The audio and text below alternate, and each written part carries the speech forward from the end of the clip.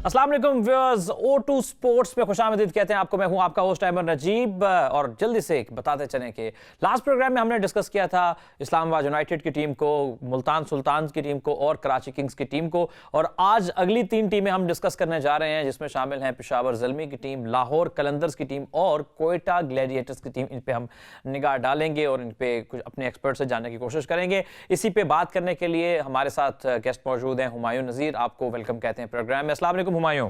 वालेकुम अस्सलाम।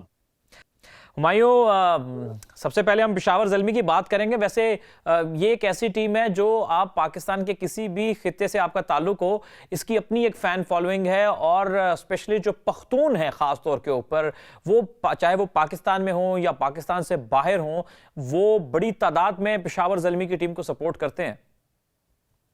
बिल्कुल, और पेशावर ज़ल्मी एक वाहिद ऐसी टीम है जो कि आप कहें पाकिस्तान से अगर बाहर भी तो ज़्यादा इंटरनेशनली फैन फॉलोइंग है, क्योंकि यूएई में काफ़ी हमारे पठान भाई हैं जो कि काम करते हैं, उधर इनकी बहुत फॉलोइंग है। तो एक प्रॉपर पैकेज है और ख़ासतौर पे नाम ज़ल्मी जब ये आई थी पीएसएल की फ्रेंचाइज, तो उसका नाम वन ऑफ द बेस्ट नाम था, क्योंकि यूथ को ज़रा अट्रैक्ट करता है ज़ल्मी, तो इस वजह से काफ़ी फैन फॉलोइंग है पेशावर ज़ल्मी। अच्छा, एक मज़े की बात यह है, इससे पहले कि हम टीम की तरफ चलें एग्जैक्टली, पेशावर ज़ल्मी में शुरू से ही कुछ ऐसे फैक्टर्स थे जो आवाम के लिए बड़ी तवज्जो का मरकज़ बने या दिलचस्पी का मरकज़ बने। पहले स्टार्टिंग के एडिशंस में शाहिद खान अफरीदी भी इस टीम में थे, जो उनकी टीम को एक सपोर्ट की एक बहुत बड़ी वजह भी थे। बहुत लोग उनको पसंद करते हैं, बहुत बड़े क्रिकेट के आइकन है पाकिस्तान के, बल्कि पूरी दुनिया के। और फिर जिस तरह डैरन सैमी ने अपने आप को ढाला पाकिस्तान के कल्चर में, जिस तरह पाकिस्तान के लोगों से मोहब्बत की और लोगों की मोहब्बत समेटी, शायद आप समझेंगे कि डैरन सैमी भी एक बहुत बड़ा फैक्टर थे जिसकी वजह से लोग पेशावर ज़ल्मी को बहुत पसंद करते थे, गो के इस एडिशन में वो नहीं है। बिल्कुल, ये एक उन्होंने जो ब्रांड नेम के जो प्लेयर्स हैं उनको काफ़ी दिया। डैरेन समी का बहुत नाम था इंटरनेशनल क्रिकेट में, वेस्ट इंडीज़ के कप्तान रह चुके हैं, वर्ल्ड कप जीते हुए हैं T20 का। तो उस लिहाज से, और दूसरा जिस तरह उन्होंने सपोर्ट किया था पाकिस्तान में क्रिकेट वापस आई थी, तो डैरेन समी और पेशावर ज़ल्मी के काफ़ी इंटरनेशनल प्लेयर्स हैं जिन्होंने ज़ल्मी की एडमिनिस्ट्रेशन की वजह से सुन के, उनकी बातें सुन के, उनका बातें सुन के वो पाकिस्तान आए, और उनका बहुत बड़ा हाथ था पाकिस्तान में इंटरनेशनल क्रिकेट में। जब पीएसएल वापस आई तो Zalmi was the first franchise जिन्होंने इंटरनेशनल प्लेयर्स को लाने में सबसे ज्यादा कामयाबी हासिल की। बिल्कुल ठीक है जी। अब सबसे पहले हम पेशावर ज़ल्मी के स्क्वाड पे एक नज़र डाल लेते हैं कि इस पीएसएल में कौन कौन से खिलाड़ी उनके स्क्वाड में शामिल हैं। तो इनके पास शामिल हैं जी, हैदर अली हैं, इमामुल हक हैं, कामरान अकमल हैं इनके पास, फिर लियाम लिविंगस्टन हैं, शुएब मलिक हैं, रवि बोपारा हैं, डेविड मिलर हैं जो फर्स्ट हाफ में अब अवेलेबल नहीं होंगे और सेकंड हाफ में ज्वाइन करेंगे इनकी टीम को, शिरफेन रदरफोर्ड हैं कैरेबियन से, फिर अम्माद बट हैं, मोहम्मद इमरान रंधावा हैं, उमैद आसिफ हैं, फिर फहाब रियाज हैं, साकिब महमूद हैं, मोहम्मद इरफान सीनियर हैं, मोहम्मद इमरान हैं, इनके इमर्जिंग फास्ट बॉलर हैं लेफ्ट आर्म, आमिर खान हैं, ये भी इनके इमर्जिंग फास्ट बॉलर हैं।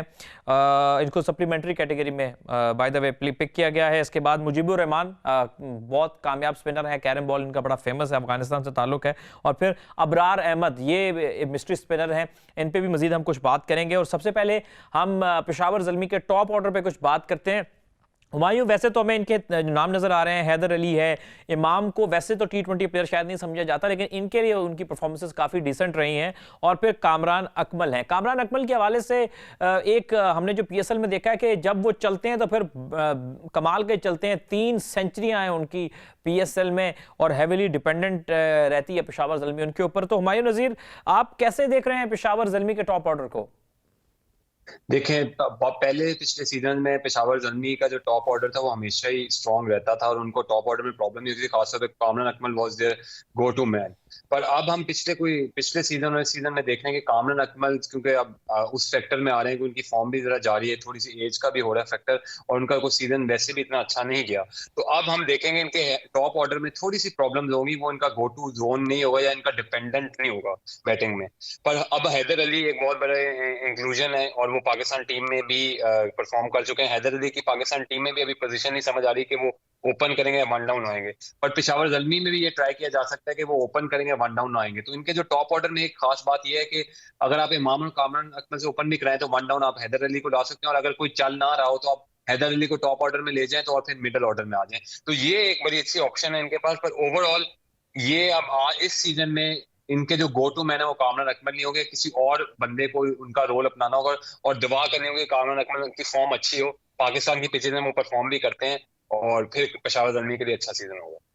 अच्छा, इनके अगर हम मिडिल ऑर्डर पे आए तो लियाम लिविंगस्टन लास्ट टाइम भी इनके लिए खेले थे और अभी वो बीबीएल भी खेल रहे हैं, अच्छी फॉर्म में, बड़े तगड़े प्लेयर हैं। शुएब मलिक हैं, बोपारा हैं, फिर सबसे पहले कि हम मिडिल ऑर्डर पर आते हैं, फिर शेरफन रदरफोर्ड हैं। उन्होंने आपको याद हो, रदरफोर्ड ने जब सेमीफाइनल था कराची किंग्स का, तो जो सुपर ओवर हुआ था उसमें आखिर में कुछ स्ट्राइक्स करके कराची किंग्स को बड़ा टारगेट दिलवाने में एक मदद दी थी। तो आप ओवरऑल मिडिल ऑर्डर को कैसे देख रहे हैं? कितना स्ट्रेंथ वाला आपको मिडिल ऑर्डर लग रहा है ये पेशावर ज़ल्मी का?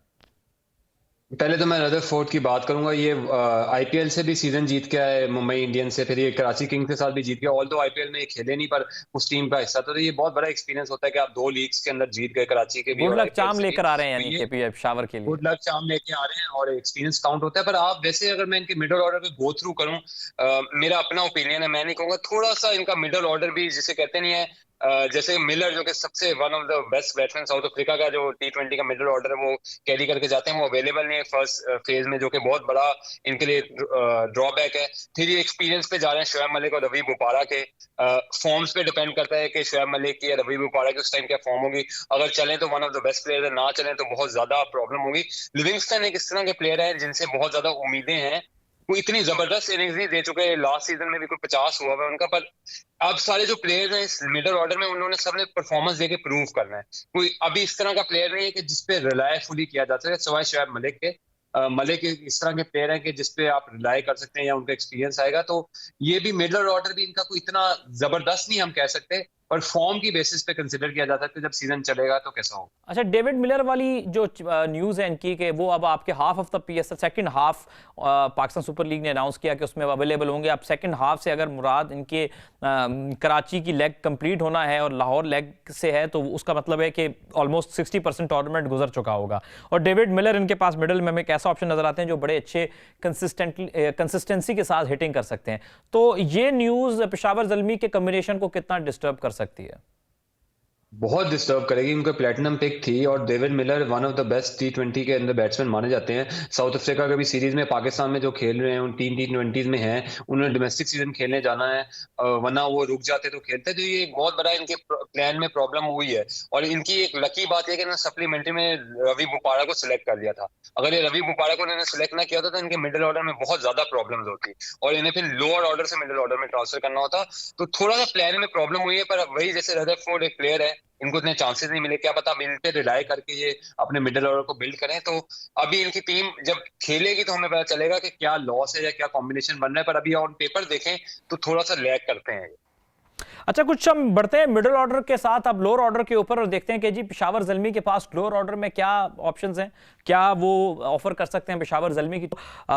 अमाद बट नजर आ रहे हैं, इस्लामाबाद यूनाइटेड से पहले खेलते रहे, सब जानते हैं आप लोग, और अब वो पेशावर ज़ल्मी की टीम का हिस्सा बने इस सीजन में और शायद यहाँ पर इनको एक बेहतर अपॉर्चुनिटी मिले, जिस तरह पहले ज़ुखरुफ खान ने हमारे लास्ट प्रोग्राम में जिक्र भी किया था। फिर मोहम्मद इमरान रंधावा हैं, आप सबको याद होगा कि नेशनल टी20 में किस तरह से उन्होंने बॉलिंग भी अच्छी की थी और फिर ये बड़े हैंडी लोअर ऑर्डर बैट्समैन भी हैं, हिटिंग कर लेते हैं। साउदर्न पंजाब की टीम के लिए बड़ा अच्छा परफॉर्म किया था और उन्हें इसी परफॉर्मेंस को देखते हुए PSL 5 में भी ये पेशावर की टीम में लास्ट पार्ट में थे और फिर अब भी ये शामिल हुए हैं। फिर उमैद आसिफ बड़े अच्छे बॉलर हैं, विकेटें भी लेते हैं, क्रूशल विकेट्स भी हासिल करते हैं, कराची किंग्स के लिए बड़ा इन्होंने रोल प्ले किया था लास्ट ईयर। इसके साथ साथ फिर उमैद जो है ये बैटिंग भी बड़ी अच्छी कर लेते हैं, बड़े हैंडी बैट्समैन भी हैं। तो हुमायूं, स्ट्रेट आपकी तरफ आते हुए लोअर ऑर्डर को आप कैसे देख रहे हैं? और अम्माद बट पे जरा प्लीज रोशनी डालिएगा। ये एक ऐसा टैलेंट है जिसपे बड़ा सबका बिलीव है कि ये बड़े अच्छे ऑलराउंड क्रिकेटर हैं, लेकिन शायद अब तक PSL की स्टेज पे उस तरह से डिलीवर नहीं कर सके जिस तरह शायद इनके अंदर जो कैपेबिलिटी समझी जाती है। बिल्कुल, अमाद बट का जैसे ज़ुखरुफ ने भी पिछले प्रोग्राम में जिक्र किया था कि अमाद बट को चांसेस भी नहीं मिल सकते थे इस्लामाबाद यूनाइटेड में, क्योंकि फ़हीम अशरफ उनके गो टू प्लेयर थे। तो ये तो बहुत अच्छा साइन है कि अमाद बट को अब इस टीम ने, पेशावर ज़ल्मी ने लिया और पेशावर ज़ल्मी के पास एक ऑप्शन है भी ओपन और अमाद बट को वहाँ यूज कर भी सकते हैं। उन्हें इस तरह का प्लेयर चाहिए था। तो अमाद बट और वैसे पाकिस्तान क्रिकेट के लिए बड़ा अच्छा साइन है कि यहाँ पे एक प्लेयर आपके तैयार होंगे और उनके अंदर बहुत टैलेंट है। खासतौर पर उनकी जो फिटनेस है वो सबसे ज्यादा मशहूर है और इस फॉर्मेट में आपको पता है कि फिटनेस बहुत ज्यादा मैटर करती है। तो ये तो एक बहुत अच्छी पिक है। जब हम जाते हैं उमैद आसिफ की तरफ, मेरे लिए बड़ा सरप्राइजिंग था कि कराची की टीम में ने उमैद आसिफ की बड़ी परफॉर्मेंस थी, पर वो कराची ने उन्हें रिटेन नहीं किया और पेशावर के पास आ गए। मेरा ख्याल है एक बड़ी एक्स्ट्राऑर्डिनरी पिक है ये, पेशावर के लिए बहुत ज्यादा यूजफुल होगी, क्योंकि उमैद आसिफ की फॉर्म में आपको एक तो बैटिंग की भी ऑप्शन आ जाती है, दूसरा वो बॉलिंग भी बहुत अच्छी करते हैं क्रूशियल स्टेजेस पे। तो ये तो दो बड़ी अच्छी पिक्स हैं, और ये लोअर ऑर्डर में आप अगर देखें, और उसके बाद इमरान रंधावा जैसे ये भी एक अच्छे उभरते हुए प्लेयर हैं, तो ये इनके नया लोअर ऑर्डर बन रहा है। ये सारे ही जो प्लेयर्स हैं ये नए हैं, इनके अपने जो पिछले सीजन से चलते आ रहे हैं वो नहीं आ रहे। तो आप देख रहे हैं कि पेशावर ज़ल्मी की टीम एक्सपेरिमेंट्स बहुत कर रही है और नए लोगों को लेके आ रही है, और वो अपनी टीम को दोबारा रीबिल्ड कर रही है।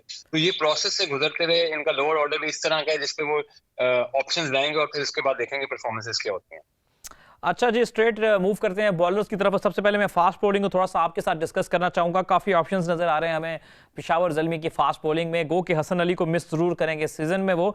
अब वहाब रियाज हैं, फिर इंग्लैंड के साकिब महमूद जिन्होंने 3 विकेटें ली थी और एक वाहिद मैच खेला था उनके लिए लास्ट सीजन में।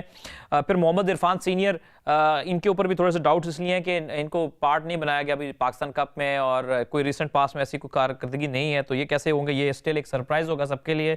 मोहम्मद इमरान के हवाले से मैं बताता चलूँ, ये मोहम्मद इमरान इनके नौजवान left arm fast medium emerging bowler हैं, अभी रिसेंटली पाकिस्तान कप में भी खेले, ठीक प्रॉस्पेक्ट लगा है। और पेशावर ज़ल्मी का शुरू से एक फ्लेवर रहा है कि ये अपने लोकल प्लेयर्स यानी अपने रीजन के प्लेयर्स को काफ़ी प्रेफर करते हैं, और यहाँ पे भी इमरान इसलिए शामिल हुए। फिर अगर आपको याद हो तो लास्ट अंडर-19 वर्ल्ड कप में आमिर खान पाकिस्तान से खेले थे फास्ट बॉलर, लास्ट सीजन में भी ये पेशावर के लिए पिक हुए थे, और इस साल भी उनको सप्लीमेंट्री कैटेगरी में फास्ट बॉलिंग में रखा गया है। तो हुमायूं, ओवरऑल आप फास्ट बॉलिंग के कॉम्बिनेशन को कैसे रेट करेंगे पेशावर ज़ल्मी के? देखें, फास्ट बॉलिंग में एक तो चीज ये है कि एक्सपीरियंस के साथ जा रहे हैं वहाब रियाज की फॉर्म में, दूसरा मोहम्मद इरफान सीनियर की फॉर्म में। अब वो यही डिपेंड करता है कि उस टाइम पे क्या परफॉर्मेंसेस दे सकते हैं, किस तरह खेल सकते हैं। पर जब यंग टैलेंट को हम देखते हैं तो काफी अच्छा इन्होंने सिलेक्ट किया है जी।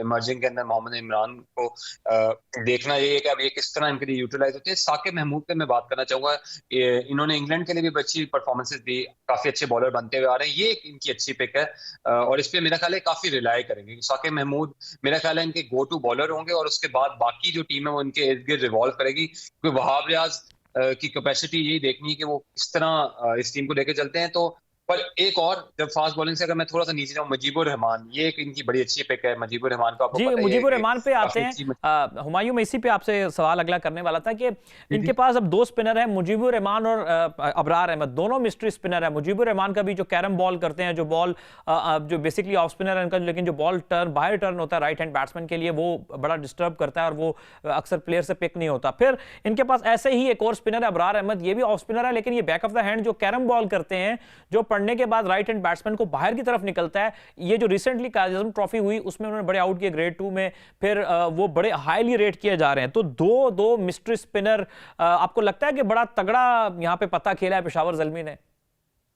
बिल्कुल है, ये जैसे कहते हैं ट्रम्प कार्ड के फॉर्म में इन्होंने 2 प्लेयर सिलेक्ट किए हुए हैं, और ये प्लेयर इस तरह के हैं कि ये काफी ज्यादा लोगों को अभी इनको स्टडी भी करना है, इनकी बॉलों को जज भी करना है। तो ये मेरा ख्याल है कि ये पेशावर ज़ल्मी के लिए, जैसे कहते नहीं है, एक खासा सरप्राइज सबके लिए होगा, पेशावर ज़ल्मी के लिए भी होगा कि किस तरह परफॉर्म करते हैं। और जैसे आपने बताया कि उनकी बॉल और जो कैरम बॉल मशहूर है, मुजीबुर रहमान की तो परफॉर्मेंसेस देखी भी हुई है आपने, अकबर और रहमान को भी हमने देखना है कि किस तरह यूज करते हैं, या क्या दोनों को यूज करते हैं।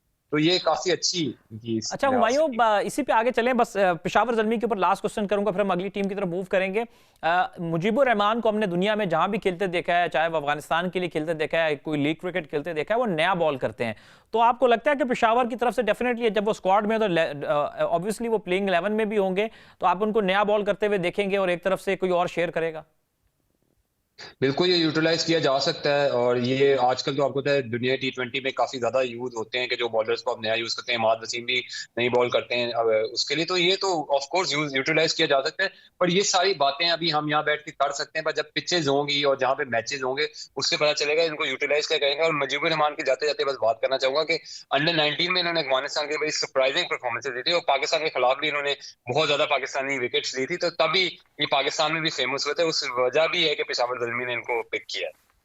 राइट, बिल्कुल ठीक है जी। और ये हमने कुछ बात की पेशावर ज़ल्मी की टीम की, और अब हमारी जो अगली टीम है वो ऐसी टीम है जिसके फैन फॉलोइंग बहुत ज़्यादा है, और मैं बात कर रहा हूँ कलंदर्स की, लाहौर कलंदर्स की। पहले 4 सीज़न में अपने फैंस को काफ़ी परेशान किए रखा, कई फैंस ने दिल टूट गए, कई फैंस ने कहा कि अब हम देखेंगे नहीं मैच। लेकिन वो जो सारे गिले शिकवे थे पहले 4 सीजन्स के, वो 5वें सीजन में शुरू में जरूर धचके दिए उन्होंने, लेकिन बाद में फाइनल तक रसाई हासिल करके पहुंच के उन्होंने बहुत सारे गिले शिकवे दूर कर दिए। लाहौर कलंदर्स ने जी सबसे पहले जी इनके जो ऑनर हैं उनकी बात कैसे नहीं होगी जब हम लाहौर कलंदर्स की बात करेंगे, राना फवाद साहब की। वो एक ऐसा आइकन है इस पूरे पीएसएल में जिनको सब प्यार करते हैं, चाहे वो आप किसी भी टीम के सपोर्टर हों। राना फवाद साहब के लिए, सबके लिए एक सॉफ्ट कॉर्नर होता है। हुमायूं, राना फवाद साहब की पर्सनैलिटी को लेकर क्या बात करेंगे? वो तो प्रॉपर पीएसएल फॉलो करने वालों की डार्लिंग है, एक किस्म की, बहुत पसंद करते हैं लोगों ने। बिल्कुल, जिसे कहते हैं नहीं, सारे ओनर में सबसे एंथुसियास्टिक ओनर हैं। अगर टीम हारी हो तो उदास होते हैं, टीम जीती हो तो बहुत ज्यादा खुश होते हैं। और जैसे आपने कहा है कि जिस तरह के लोग उनके फैंस हैं और जिस तरह लोग उनके साथ रिलेट कर पाते हैं कि वो जब जीतेंगे तो सब एंजॉय करेंगे। और ये एक मुझे कहते हैं नहीं बिग विन ड्यू है लाहौर कलंदर्स के लिए। उस लिहाज से राना फवाद बड़े एनर्जेटिक अपने ओनर हैं। और देखना ये कि सीजन में कितनी ज्यादा उनकी टीम उनको खुश करती है या उदास करती है, तो देखने वाली बात। राइट तो अब हम बढ़ते हैं स्क्वाड की तरफ और देखते हैं कि लाहौर कलंदर के पीएसएल 6 के लिए स्क्वाड में कौन कौन से खिलाड़ी शामिल हैं। Here we go. Fakhar Zaman, Mohammad Hafeez हैं, ज़िशान अशरफ हैं, जो डेनले इनके लिए सप्लीमेंट्री कैटेगरी में पिक हुए हैं। इसके बाद मिडिल ऑर्डर की बात करें तो बाकी खिलाड़ियों में सुहेल अख्तर हैं, बेन डंक हैं जिन्होंने धमाका किया था, लास्ट कमाल की परफॉर्मेंसेस दी थी लास्ट इवेंट में। टॉम एबल हैं, समरसेट से ये खेलते हैं मिडिल ऑर्डर में। समित पटेल हैं, आगा सलमान हैं, जैद आलम अनदर इमर्जिंग टैलेंट बैट्समैन है ये। फिर डेविड वीसा हैं, लास्ट ईयर बहुत अच्छा खेले इनके लिए। मोहम्मद फैजान, इनकी पोजीशन क्यों रिटेन हुई ये स्टिल मैं इससे सवाल पूछूंगा अपने एक्सपर्ट से। फिर Shaheen Afridi, Haris Rauf, Dilbar Hussain, Rashid Khan the T20 icon, Maaz Khan और अहमद दानियाल, ये दोनों इनकी पीडीपी से आए हुए खिलाड़ी हैं, तो इन पे बात करेंगे। सो सबसे पहले मूव करते हैं इनके टॉप ऑर्डर की तरफ। तो हमें नजर आ रहे हैं फखर जमान, मोहम्मद हफीज, ज़िशान अशरफ और जो डेनले। इससे पहले कि हुमायूं, आपसे 2 सवाल है मेरे। सबसे पहले कि फखर जमान ने एक ट्वीट किया था जिसमें कहा कि जी मेरा बड़ा अच्छा साथ रहा और मैं खैराबाद कहता हूं लाहौर कलंदर्स को, लेकिन लगता है बाद में फिर मनाने में कामयाब हो गए लाहौर कलंदर वाले। उसके बाद फिर सेकंड पार्ट में बताइएगा कि आपको ओवरऑल कैसा टॉप ऑर्डर लग रहा है लाहौर कलंदर्स का। देखें, लाहौर कलंदर की टीम अगर हम ओवरऑल बात करें टॉप ऑर्डर से पहले, कि वो लाहौर पाकिस्तान में एक इस तरह की टीम हम कंसिडर करेंगे, वो अपना टैलेंट लाते हैं, फिर उनको वो चांसेस देते हैं और वो फिर कल पाकिस्तान को भी फायदा होता है, वो आगे जाके टीम में भी खेलते हैं। फखर जमान भी जब लाहौर कलंदर से ही परफॉर्मेंस देके पाकिस्तान टीम में गए और उनकी परफॉर्मेंसेस थी तो उसके बाद फायदा हुआ। तो एक तो लिहाज से उन्होंने शुक्र अपना ये केस सॉल्व कर लिया, क्योंकि फखर जमान और लाहौर कलंदर का एक पुराना साथ है और उन्होंने उसको सॉल्व किया। पर अगर हम टॉप ऑर्डर में, मोहम्मद हफीज जो कि बेस्ट सीजन मेरा ख्याल अपनी लाइफ का खेले हैं पिछला, और अभी भी बहुत फॉर्म में है, तो ये अब एक अच्छा बहुत साइन है कि उनका फखर जमान ही फॉर्म में तो दूसरा ओपनर फॉर्म में है, तो ये तो एक हमारे पास अच्छा साइन है। दूसरा ज़िशान अशरफ, बहुत ज्यादा उम्मीदें हैं इनसे, इनको भी देखना ये है कि अब इन्हें किस तरह चांस मिलते हैं फखर जमान के होते हुए, कब अगर यूटिलाइज होते हैं या नहीं होते। और फिर इन्होंने सप्लीमेंट्री में जब जॉन डेनले को लिया है और वो भी इस तरह के ऑप्शन है कि यूटिलाइज हो, पर इनका पॉइंट ये है कि अभी 2 ओपनर हमें जो नजर आता है वो फखर जमान और मोहम्मद हफीज होंगे। और आजकल T20 में ऐसे ही होता है, दोनों ना भी चले, एक ओपनर भी चल रहा हो तो काफी ज्यादा फायदेमंद होता है। तो मोहम्मद हफीज तो उनके स्ट्रेट फॉरवर्ड ओपनर है और उनके नीचे ये जाएंगे, तो ओपनिंग में मुझे लगता है कुछ हद तक ये सेटल्ड है, काफी सेटल्ड है। राइट आपने कहा कि जी काफ़ी सेटल्ड हैं, तो देखते हैं जी कि इनका मिडिल ऑर्डर किस हद तक सेटल्ड है। सुहेल अख्तर हैं, बेन डंक हैं, टॉम एबल जो समरसेट के बड़े रिनाउंड मिडिल ऑर्डर बैट्समैन हैं, समित पटेल लास्ट ईयर भी इनके लिए खेले थे, आगा सलमान को एक बार फिर इन्होंने इंक्लूड किया है, पहले भी ये खेल चुके हैं इनके लिए, और जैद आलम जो नौजवान ओपनिंग बैट्समैन है वो इनके यहाँ मौजूद हैं। सो आपको कैसा लग रहा है मिडिल ऑर्डर? कुछ मिक्स सी फीलिंग मुझे तो आ रही है हुमायूं को देख के, क्योंकि कुछ इतने ज्यादा बड़े नाम नहीं है मिडिल ऑर्डर में, एक अदद 2 नामों को छोड़ के। आपको जो मिक्स फीलिंग आ रही है, एग्जैक्टली मैं भी ये कहने लगा था, मुझे भी काफी मिक्स फीलिंग आ रही है। बेन डंक हमें पता है और सुहेल अख्तर जो कप्तान है इनके, कि ये तो हमेशा मिडिल ऑर्डर में आते हैं, पर ये इस तरह के प्लेयर्स जब चलें तो बहुत ज्यादा एक्स्ट्राऑर्डिनरी लाहौर कलंदर को सिंगल हैंडेडली आगे ले जाते हैं, और जब ना चले तो बहुत ज्यादा प्रॉब्लम आ जाती है, क्योंकि फिर आप रिलाय करते हो अपने मिडिल ऑर्डर में। तो एक स्टेडी इन्हें मिडिल ऑर्डर बैट्समैन चाहिए। ये टोटल रिलाय बेन डंक या सोहेल अख्तर पे नहीं कर सकते। वो कौन रोल प्ले करेगा? समित पटेल करेगा, टॉम एबल करेंगे जो कि बड़े अच्छे समरसेट के आपने बताया सीजन में कप्तान भी है उनके। आगा सलमान, आप इनका भी काफी जिक्र करते हैं, काफी अच्छे बैट्समैन है ये, इन्हें कितने चांसेस मिलते हैं। और जायद आलम। तो एक जगह पे इन्होंने ये रखा हुआ है कि जो तो इनके गो टू बैट्समैन है वो तो हमें नजर आता है, उसके अलावा इन्होंने समीर पटेल, टॉम एबल, आगा सलमान या जायद आलम को किस तरह यूज करना है, या फिर ये चेंज लाएंगे, क्योंकि अब टाइम ऐसा हो रहा है कि सोहेल अख्तर को ये क्या करता, सोहेल अख्तर या बेन डंग में से किसी को एक को ना खिलाए, किसी और को चांसेस दे। तो ये एक्सपेरिमेंट किस्म का मिडल ऑर्डर रखता है जिसमें एक्सपेरिमेंट्स होंगे और आपको नजर आ रहे हैं। और इनका जब मिडल ऑर्डर चलता है तभी लाहौर कलंदर का ज्यादा आगे जाने का नजर आता है आपको, क्योंकि अगर मिडल ऑर्डर पे रिलाय ना करें तो लाहौर कलंदर फिर काफी ज्यादा शटर होता है। बिल्कुल ठीक है जी। मिडिल ऑर्डर पे हवाले से आपने एक्सपर्ट एनालिसिस सुने हुमायूं नज़ीर के। अभी हम आप मज़ीद भी कुछ लाहौर कलंदर की सेगमेंट्स या उनकी जो कुछ कैटेगरीज बाकी हैं इस पर बात करेंगे, और अभी एक और टीम है जो कि कोयटा ग्लैडिएटर्स है, उनको भी डिस्कस करना। हम जा रहे हैं एक छोटी सी ब्रेक के ऊपर, हमारे साथ रहिएगा, वापस आते हैं।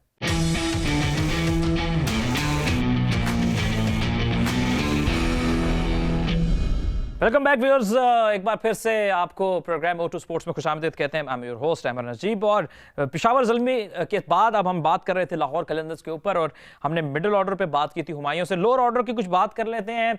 एक तो नाम डेविड वीसा है। लास्ट ईयर उन्होंने जिस तरह से परफॉर्मेंसेज दी और मैचेस जितवाए लाहौर कलंदर को, वो सभी आपके सामने थे। उनकी जो कैपेबिलिटी है बॉलिंग में भी, उस पर भी कोई डाउट नहीं है।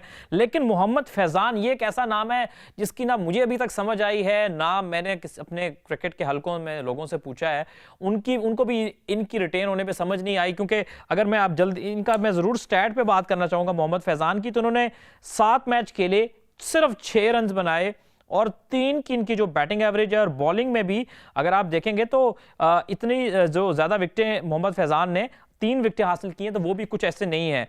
तो हुमायूं आपसे मेरा सवाल है, डेविड वीसा पे भी नजर डालिएगा, लेकिन ये मोहम्मद फैज़ान क्या कोई बहुत अच्छे खिलाड़ी हैं या डिलीवर नहीं कर सके? आपको ये सरप्राइज नहीं हुआ उनको रिटेन किया है लाहौर कलंदर ने? देखिए, रिटेन करना तो सरप्राइज नहीं हुआ, चांसेस मेरे लिए सरप्राइज है, क्योंकि लाहौर कलंदर जैसे मैंने आपको बताया वो अपने टैलेंट को ज्यादा बूस्ट देते हैं, और मोहम्मद फिजान भी यही है कि अगर उन्होंने ढूंढा है तो वो उसको ज्यादा चांसेस देना चाहते हैं। सही। वो अलग बात है कि बनती हैं चांसेस, यानी वो उनको रिटेन करना तो मेरे लिए नहीं था, क्योंकि लाहौर कलंदर जाते हैं ऐसे। हाँ, चांसेस के ऊपर जरा क्वेश्चन मार्क है। अब देखना ये है कि इस सीजन में इनकी परफॉर्मेंसेज कैसे रहेंगी। कोई नाकाबिले जिसे कहते हैं जबरदस्त परफॉर्मेंसेज है नहीं। और देखा भी जाए तो मेरा नहीं ख्याल जब प्लेइंग 11 बनेगी तो अभी प्लेइंग 11 में उनकी जगह बनेगी, पर शायद इस स्क्वाड के साथ रखना चाहते हैं, शायद इसको इनको और ग्रो करना चाहते हैं, और उसके बाद हमें पता चलेगा। पर है ये क्वेश्चन मार्क है, जैसे आप बता रहे हैं, हमें भी नहीं ये पता कि उन्हें इतने चांसेस किस तरह मिल गए हैं। यही वजह नजर आती है कि ये चांस देना चाहते हैं। राइट। बॉलिंग की बात करें तो अपेरेंटली सबसे स्ट्रॉन्गेस्ट बॉलिंग यूनिट इनका फास्ट बॉलिंग में टिपिकली नजर आता है हमें लाहौर कलंदर्स का, क्योंकि ऑलमोस्ट ऐसे लगता है कि पाकिस्तान का T20 पेस अटैक है। शाहीन अफरीदी, हारिस रऊफ, 2 ऐसे नाम जिन्होंने जो 2020 के जो T20 चार्ट थे बॉलिंग के, उनको टॉप किया नंबर 1 और नंबर 2 की पोजीशन पे। फिर दिलबर हुसैन, वो किस तरह का टैलेंट है सबको पता है, छोटे रनअप से कैसी पेस जनरेट करते हैं, और PSL 5 में बहुत अच्छा इंपैक्ट इन्होंने स्ट्रेट अवे डाला था। राशिद खान T20 पूरी of the player of the decade इनको उसका अवार्ड मिला, और जिस तरह से इनकी लेग स्पिन और गूगली नहीं किसी की समझ में आती, तो वो तो किसी को बताने की जरूरत नहीं है। मास खान लास्ट ईयर भी खेले थे, कोई खास इंपैक्ट नहीं डाल पाए थे, इस बार फिर उनको रिटेन किया गया है। और अहमद दानियाल, ये भी PDB से आए, इनके फास्ट बॉलर हैं, रिसेंटली अभी T10 लीग में भी खेले हैं, वहाँ कुछ डिसेंट परफॉर्मेंसेज उन्होंने दी हैं। तो हुमायूं, सबसे पहले इनकी फास्ट बॉलिंग पे बात कीजिएगा और फिर इनके स्पिन अटैक पर आइएगा, और आपको लगता है कि इनकी जो बॉलिंग है वही इनकी मेन स्ट्रेंथ नजर आती है? जी, बॉलिंग तो विदाउट एनी डाउट बेस्ट जो टीम की बॉलिंग है वो लाहौर कलंदर की, इस पे तो कोई क्वेश्चन है ही नहीं। ये तो आप जैसे देख लें, शाहीन अफरीदी, हारिस रऊफ, तो इनके ऊपर तो आपको पता ही है कि परफॉर्मेंसेस क्या हैं, क्या बात करे आदमी। फिर दिलबर हुसैन जो कि अभी बिग बैश भी खेल के आए हैं, दिलबर हुसैन भी एक इनके one of the best bowlers हैं, जो कि इनके लिए क्रूशियल स्टेजेस पे परफॉर्म करते हैं। तो ये तो एक इनकी बॉलिंग में तो कोई प्रॉब्लम नहीं नजर आती, अल्लाह के इंजरी ना हो, वरना they are the players to go. और फिर इन्होंने उससे ऊपर extraordinary one of the world best, मतलब अभी इस टाइम के T20 के हर बंदे की टीम का ड्रीम प्लेयर राशिद खान को ले लिया है। तो बॉलिंग यूनिट तो मेरा ख्याल है कि बॉलिंग यूनिट ही है जो इस लाहौर कलंदर को रखेगा।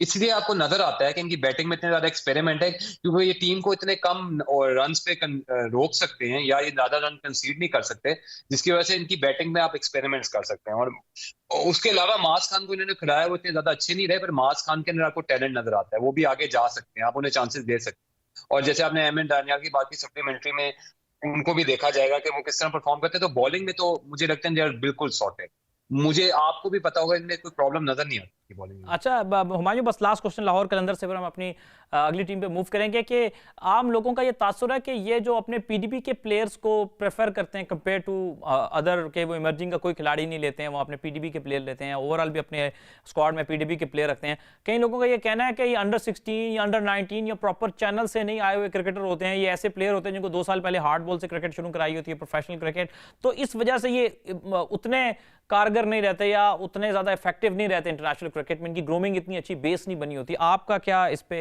आपका ओपिनियन क्या है?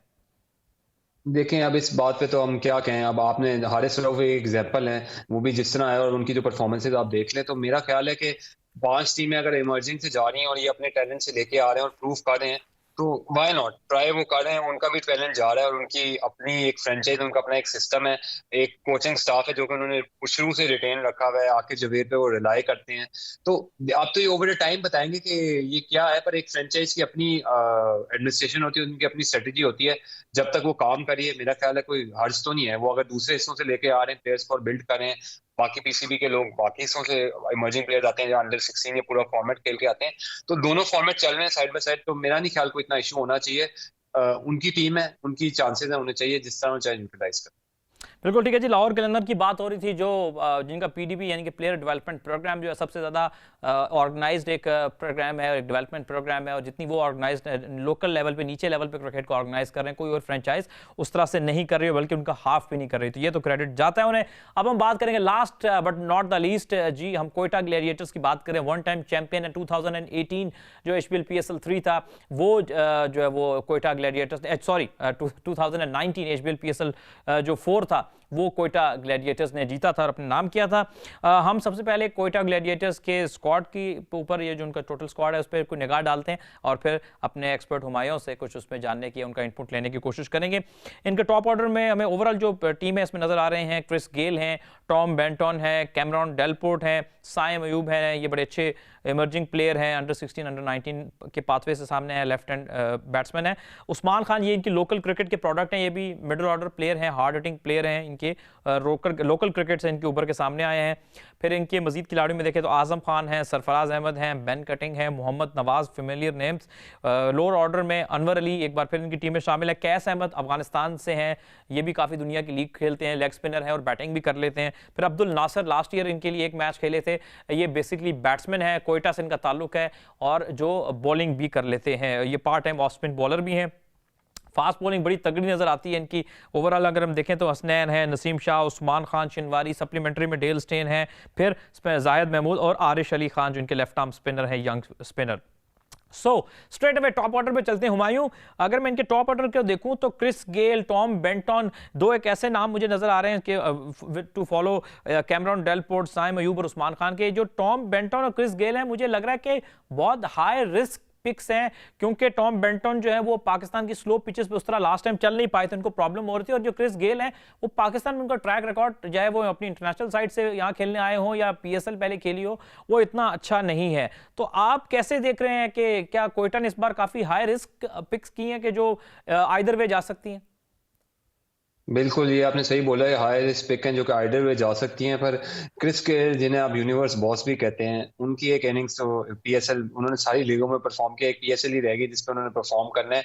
और मुझे लगता है ये वाला टाइम जो होगा कि उन्होंने अपना वो पॉइंट प्रूव करेंगे। तो कोयटा ग्लैडिएटर्स ने उन्होंने पिक किया, तो मुझे लगता है कि चांसेस यही कि क्रिस गेल परफॉर्म करें, ये तो शायद है। पर ऑफ कोर्स इट्स एन, और जिसे कहते नहीं, गैम्बल है, देखना कैसे चलेगा। पर उनके पास फिर उसके अलावा कैमरन डेलपोर्ट एक इस्टेब्लिश ओपनर है जो कि आप उन पर रिलाई कर सकते हैं, अगर कोई ना चले तो आप उन्हें यूज कर लोगे। साइम अयूब इमर्जिंग में काफी अच्छे टैलेंटेड प्लेयर हैं, और Usman Khan young opening batsman है कराची से, जिसे आप बता रहे हैं। तो क्वेटा ग्लैडिएटर की ओनरशिप कराची से, तो ज्यादा कराची के टैलेंट को कोशिश करते हैं अपनी टीम में लाएं, और हमें नजर आता भी है। तो ये उस्मान खान एक उस तरह की इनकी पिक है। तो टॉप ऑर्डर में अगर चल गए तो सॉर्टेड है, अगर नहीं चले तो फिर इनके जो एक्सपेरिमेंट्स हैं हमें देखने पड़ेंगे, और टाइम के साथ पता चलेगा कि कौन किधर किस तरह बैठेगा। ठीक है जी, मिडिल ऑर्डर पे कुछ बात करते हैं। सबसे पहले आजम खान जो इस वक्त छाए हुए हैं, लीग क्रिकेट में भी उनको शामिल किया जाता है। बड़े पावर हिटर हैं, बहुत तगड़े हिटिंग करते हैं। नेशनल T20 से लेकर T10 लीग में भी हमने उनको देखा कि किस तरह उन्होंने बैटिंग की है। फिर सरफराज अहमद इनके सीजन कैप्टन हैं, बहुत ही एक्सपीरियंस कीपर है। Qais Ahmad Ben Cutting last year भी इन्होंने बहुत ज़बरदस्त मैच विनिंग इनिंग्स खेली थी इनके लिए। और फिर मोहम्मद नवाज जो कि डे 1 से इनके साथ मौजूद हैं। तो मिडिल ऑर्डर को आप कैसे देख रहे हैं क्वेटा ग्लैडिएटर के? देखिए, मिडल ऑर्डर में सरफराज अहमद इनके कप्तान और इनके जिसे कहते नहीं है जो संभालते हैं मिडल ऑर्डर को, वो सरफराज अहमद है। आजम खान जिस तरह की अब उनकी परफॉर्मेंसेज आ गई जब से उन्होंने क्वेटा से खेला, उसके बाद जाके इंटरनेशनल लीग भी खेली, श्रीलंका की प्रीमियर लीग भी खेली, तो आजम खान अब इनके एक इमर्जिंग में और सबसे अच्छे प्लेयर हैं। इसके अंदर एक बात मैंने नोट करनी है कि सरफराज अहमद और आजम खान के होते हुए कीपिंग के ऑप्शंस कौन करेंगे, क्योंकि आजम खान को देखा यह जा रहा है इंटरनेशनल सर्किट में कि पाकिस्तान टीम के लिए भी कीपिंग के अंदर यूटिलाइज करने की कोशिश की जा रही है। तो देखना है क्वेटा ग्लैडिएटर वो ट्राई करेंगे आजम खान पे या सरफराज अहमद के साथ कंटिन्यू करेंगे। ये एक इस तरह का मिक्सचर है जो होना है। बेन कटिंग सबको पता है जी, काफी अच्छी परफॉर्मेंसेज देते हैं। आप उन पे सोली तो रिलाई नहीं कर सकते, पर कभी कभार ऐसे इनिंग्स खेल देते हैं जिससे क्वेटा जीत सकता है। और मोहम्मद नवाज सीजन इनके बॉलर ऑलराउंडिंग बैट्समैन है, और इनका मिडिल ऑर्डर वैसे ही है जैसे पहले था, कोई एक्सपेरिमेंट नहीं है। और देखें कि कोई नया नाम नहीं है, ये अपने पुराने मिडिल ऑर्डर के साथ जा रहे हैं। और हमें पता है जब इनका मिडिल ऑर्डर क्लिक कर दे तो क्वेटा ग्लैडिएटर उन पे बड़े आराम से रिलाई कर सकता है। अच्छा, बिल्कुल ठीक है। अब मैं लोअर ऑर्डर पे आऊंगा। लोअर ऑर्डर में इनके पास हैं जी अनवर अली, कैस अहमद और अब्दुल नासिर। सबसे पहले मैं अनवर अली की बात करूंगा। मुझे नहीं समझ आती कि अनवर अली किस तरह से इनके लिए पिक हो जाते हैं, क्योंकि अगर आप उनकी T20 परफॉर्मेंसेस देखेंगे टिपिकली PSL में, तो वो बहुत हल्की लगती हैं। जैसे लास्ट टाइम इन्होंने 3 मैचेस में सिर्फ 30 रन किए, 15 इनका हाईएस्ट था। और फिर अगर आप इनकी बॉलिंग में आते हैं तो 3 मैचेस में कोई विकेट नहीं है इनकी, ना बैटिंग में पूरा अपना वो इतना स्ट्रांग उनका बैटिंग एंड है, ना बॉलिंग एंड इतना स्ट्रांग है। तो आपको थोड़ा सरप्राइज नहीं हुई कि अनवर अली एक बार फिर रिटेन हो गए? और ओवरऑल इसके साथ जरा बाकी लोअर ऑर्डर कैस अहमद और अब्दुल नासिर को किस तरह देख रहे हैं आप ओवरऑल इनके कॉम्बिनेशन को? देखिए, अनवर अली की रिटेन होना इसी तरह हमें साबित होता है जैसे लाहौर कलंदर में कुछ प्लेयर रिटेन हो जाते हैं क्योंकि वो उनके सिस्टम से आए होते हैं नीचे से। अनवर अली जो टीम की ओनरशिप है, सरफराज अहमद कराची से, ये देखें ना, जो ताल्लुक है उस बेसिस पे अनवर अली सिलेक्ट होते हैं। कुछ हद तक सारी टीम्स ये करती हैं जो अपने उनके रिलेटिव प्लेयर होते हैं, उस बेसिस पे सिलेक्ट होते हैं। हाँ, खेलते क्यों है या खेलेंगे, ये एक क्वेश्चन मार्क है। वो तो डिपेंड करता है इनकी टीम परफॉर्मेंसेस क्या देती है और उसके बाद कहाँ जाती है। तो अनवर अली की तो पिक इस तरह हमें समझ आती है। कैस अहमद, जैसे कि आपने बताया, लोअर ऑर्डर अच्छे बैट्समैन है, इनको भी देखना पड़ेगा कि क्या ऑप्शंस में किस तरह यूटिलाइज किया जाता है। और Abdul Nasir part time off spinner भी हैं, तो लोअर ऑर्डर में थोड़ा सा स्ट्रगल करते हैं क्योंकि लोअर ऑर्डर में इनका कोई इस तरह का बंदा नहीं जिसपे वो रिलाई कर सकते हैं। पर ऑप्शंस के साथ हमें पता चलेगा कि किस तरह ये आगे जाएंगे और अपने लोअर ऑर्डर पे किस तरह ये बैक करेंगे। पर लोअर ऑर्डर को इनका वन ऑफ द स्ट्रॉन्गेस्ट आप कंसिडर नहीं कर सकते। बिल्कुल ठीक है जी, कि लोअर ऑर्डर इतना कुछ तगड़ा नहीं नज़र आ रहा, कोई इतने भरोसा रखने वाले या भरोसामंद जो खिलाड़ी में नज़र नहीं आ रहे हैं। अब हम इनके कुछ बॉलिंग पे बात करते हैं। 2 पाकिस्तान के जो पेस स्टार लीड कर रहे हैं और तीसरे ने इस सीज़न में इनको ज्वाइन कर लिया। मैं बात कर रहा हूँ मोहम्मद हसनैन की, नसीम शाह इनके पास हैं, और अब उस्मान खान शिनवारी भी आ रहे हैं इनके वाले से। टिपिकली उनसे जब सवाल हुआ तो उन्होंने कहा, कोयटा के मैनेजमेंट के लोगों ने कहा कि हमें एक न्यू बॉलर चाहिए था, जो कि हमें उस्मान शिनवारी की शक्ल में मिला, जिनकी परफॉर्मेंसेस काफ़ी अच्छी है न्यू बॉल के साथ PSL में। और डेल स्टेन को इन्होंने सप्लीमेंट्री कैटेगरी में रखा है। और फिर इन्होंने डोमेस्टिक क्रिकेट पे रिलाई किया है। जाहिद महमूद जो लेग स्पिनर बड़ी टॉप फॉर्म में है, उनको उन्होंने रखा है। और साथ में इनके बड़े टैलेंटेड लेफ्ट आर्म स्पिनर हैं, यंग प्लेयर हैं, आरिश अली खान, इनको उन्होंने जो है वो अपने स्क्वाड में जगह दी है। तो ओवरऑल बॉलिंग कॉम्बिनेशन को कैसे देख रहे हैं हुमायूं? और फास्ट बॉलिंग और स्पिन डिपार्टमेंट दोनों को मिला के कैसा कितनी तगड़ी साइड लग रही है कोयटा? देखें, बॉलिंग में ये काफी, जिसे कहते नहीं, मेरा ख्याल अगर मैं गलत ना हो तो ये काफी कंसिडरेबली स्ट्रॉन्ग बॉलिंग अटैक है इनके बाकी सीजन से। और शिनवारी एक बड़ी अच्छी इंक्लूजन है, उस्मान खान शिनवारी। दूसरा, जैसे हम बात करते हैं अनवर अली की, जब शिनवारी आ गए तो मुझे लगता है उस्मान खान शिनवारी अनवर अली वाला रोल प्ले करेंगे जब आपको बॉलिंग में चाहिए होगा। और इसलिए फिर आप अनवर अली को बैटिंग की वजह से ले लेते थे, पर आप शिनवारी को यूज करेंगे क्योंकि अगर आपको वो बॉलिंग चाहिए। तो Usman Khan Shinwari is very good inclusion in their team. इनको आप इस तरह यूटिलाइज करेंगे। ऊपर से मोहम्मद हुसैन और नसीम शाह का तो आपको पता ही है, इंजरीज बहुत बड़ा प्रॉब्लम है नसीम शाह का। देखना ये कि कितना लॉन्ग खेल सकते हैं और अपनी, क्योंकि फुल पोटेंशियल पे अभी तक नसीम शाह को हम नहीं देख पाए। चांसेस बहुत मिल चुके हैं, कुछ लोग बता रहे हैं उनका टेम्परामेंट नहीं भी बन पा रहा, यंग प्लेयर है, यंग प्लेयर है, तो ये किस तरह जाएंगे। तो नसीम शाह के लिए गोल्डन अपॉर्चुनिटी है कि इनके स्पीयर हेड बने बॉलिंग के, जैसे शहीन शाह अफरीदी लाहौर कलंदर में बने थे। नसीम शाह का ये रोल होना चाहिए क्वेटा ग्लैडिएटर्स में। तो ये इस तरह का बॉलिंग अटैक है जिससे आप बहुत ज्यादा चीजें एक्सपेक्ट कर सकते हैं। उसके बाद जहर महमूद बेस्ट, मेरा ख्याल है इनके लिए बेस्ट स्पिनिंग ऑप्शन है। डेल स्टेन एक एक्सपीरियंस प्लेयर है जो कि इनकी फास्ट बॉलिंग को गाइड भी कर सकते हैं और फिर खेल भी सकते हैं। तो नसीम शाह के लिए बड़ा अच्छा होगा कि डेल स्टेन जैसे प्लेयर के साथ वो बॉलिंग भी कराएं, उनकी कंपनी में रहें। और आरिश अली खान तो आपने बताया जैसे लेफ्ट आर्म स्पिनर है, और ये भी एक पिक है इनकी जो कि यूटिलाइज होगी स्पिन डिपार्टमेंट में। मेरा ख्याल है जहर महमूद के अलावा इनके थोड़े से एक्सपेरिमेंटेशन के लिए इन्होंने प्लेयर नहीं लिए, बट ओवरऑल देखा जाए तो फास्ट बॉलिंग पे गए हैं और आपके सामने जो टेन इन्होंने सेलेक्ट किया। बिल्कुल ठीक है जी, हमने कुछ बात की है कुछ क्वेटा ग्लैडिएटर्स की, तो मैं लाहौर कलंदर के हवाले से पहले आपसे पूछूंगा और फिर क्वेटा, इन दोनों से मेरा सवाल आपसे रह गया था कि बल्कि पहले पेशावर पे आते हैं। हुमायूं ये बताइए कि पेशावर ज़ल्मी, फिर लाहौर कलंदर और फिर क्वेटा ग्लैडिएटर्स, इन तीनों टीमों को आप किस तरह रेट करेंगे ओवरऑल, और क्या चांसेस लग रहे हैं आपको आगे पहुंचने के इन टीमों के? आपके सवाल से पहले मेरा आपसे एक सवाल है। जब हमने शो शुरू किया था तो आपने मुझे कहा था आप बताएं आप किस टीम को सपोर्ट करते हैं। आप मुझे बताएं आप किस टीम को सपोर्ट करते हैं। आपने अभी तक ये यूटिलाइजेशन नहीं बताई। हाँ, मैं बताता हूँ जी, मैं बिल्कुल बताऊंगा जी। मेरी जो शुरू से मेरा सिटी है, तो मेरी सपोर्ट बाय डिफ़ॉल्ट जो जाती है वो इस्लामाबाद यूनाइटेड के साथ जाती है, और फिर अगर सेकंड टाइम मुझे कोई पिक करनी पड़े टीम तो फिर मैं लाहौर कलंदर को सपोर्ट करता हूँ। आप मेरा दिल और मेरा हौसला देखिए। बस ये आपने जवाब दिया। मैं आता हूँ आपके सवाल की तरफ। पेशावर क्वेटा के, और आपने मुझे बताया पेशावर क्वेटा के बीच में से और लाहौर कलंदर के बीच में से कौन सी मुझे रेटिंग वाइज अच्छी लगती है। देखें जी, लाहौर कलंदर का पिछला सीजन बहुत अच्छा गया था, और उन्होंने स्क्वाड में इतनी ज्यादा वो की भी नहीं है, एक्सपेरिमेंटेशंस नहीं की, क्योंकि उनका बॉलिंग अटैक इस तरह का है कि वो ऊपर के ऊपर ज्यादा रिलाय करके भी टीम जीत सकते। तो इन तीनों में से आप मुझे रेट करें तो मैं लाहौर कलंदर एज अ बॉलिंग यूनिट उन्हें ज्यादा रेट करूंगा, क्योंकि ये पिचेस पाकिस्तान के इस तरह के कि आपको बहुत ज्यादा स्कोर पड़ता है। उनका बॉलिंग यूनिट ऐसा है कि वो स्कोर को कंट्रोल कर सकता है। तो इस बेसिस से लाहौर कलंदर की रेटिंग मेरी जरा बेहतर होगी। उसके बाद आप जाए तो मुझे पेशावर ज़ल्मी की टीम भी अच्छी लगी है। ओपनिंग में थोड़े से क्वेश्चन मार्क्स हैं इमाम और कामरान के नाम पे, पर देखना यह कि बाकी उनकी टीम अच्छी जेल करती है। बॉलिंग में वहाब रियाज परफॉर्मेंसेस क्या देते हैं। तो क्वेटा और पेशावर को मैं एक ही बेसिस पे देखूंगा कि वो जब टीम मैच शुरू होगा तो वो किस तरह जाएंगे, किस तरह वो कॉम्बिनेशंस बनाएंगे और उसके बाद किस तरह परफॉर्म करेंगे। तो उनकी अच्छा, रेटिंग एक है। लास्ट क्वेश्चन है आपसे हुमायूं, कि आप तो 6 के 6 स्क्वाड हमने डिस्कस कर लिए हैं, तो इनमें से मोस्ट फेवरेट आप अपनी पसंद को एक तरफ रखें, और ऑन पेपर आपको जो है वो सबसे तगड़ी टीम कौन सी लग रही है? ऑन पेपर सबसे तगड़ी टीम कौन सी लग रही है, ये जरा कंफ्यूजिंग सवाल है, पर अगर आप मुझसे ऑन पेपर इस्लामाबाद यूनाइटेड जी सबसे ज्यादा तगड़ी लग रही है। और हम हर सीजन ही उनकी टीम सबसे ज्यादा तगड़ी होती है, और बिल्कुल उनका ठीक। एक और चीज भी होती है, उन्होंने हर चीज के पीछे एक बैकअप ऑप्शंस भी बनाए होते हैं। तो वो अगर आप देखें तो आपको नजर आ रहा होता है कि ये फॉर्मूला नहीं काम करेगा तो उन्होंने ये फॉर्मूला लगाना है। तो ऑन पेपर सबसे ज्यादा स्ट्रॉन्ग टीम मुझे इस्लामाबाद यूनाइटेड लगती है, पर बाकी टीम में भी बहुत ज्यादा सरप्राइजेस हमें मिल सकते हैं, क्योंकि सीजन बिल्कुल जब ठीक। चलता है तो फिर आपको पता चलता है क्या हो रहा है। राइट, बिल्कुल ठीक। और मुझे वैसे मैं अगर अपनी ओपिनियन शेयर करूं तो मुझे ऑन पेपर कराची किंग्स बहुत ही ज़्यादा स्ट्रॉन्ग लग रही है, with follow to Islamabad United की है। उनको वो फॉलो करें तो वो भी बड़ी तगड़ी टीम लगती है। इन दोनों के बीच में टफ बहरहाल कॉम्बिनेशन। हाँ, बहुत टफ कंपटीशन है दोनों टीमों के दरमियान, लेकिन बहरहाल अक्सर हमने पीएसएल के सीजन में देखा है कि ऑन पेपर कोई और टीमें अच्छी लग रही होती हैं, जब ऑन ग्राउंड आते हैं तो कुछ नक्शा तब्दील हो जाता है। लेकिन ये खेल है, इस पर 100% तो प्रेडिक्ट आप नहीं कर सकते हैं। सो व्यूअर्स, ये था आज का प्रोग्राम। इसमें हमने 3 टीमों को डिस्कस किया। हमने बात की पेशावर ज़ल्मी की, हमने लाहौर कलंदर्स की और क्वेटा ग्लैडिएटर्स की।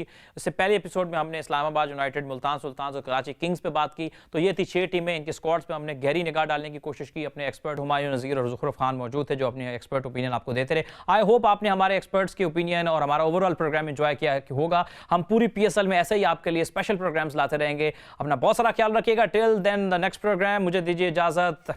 अल्लाह हाफिज।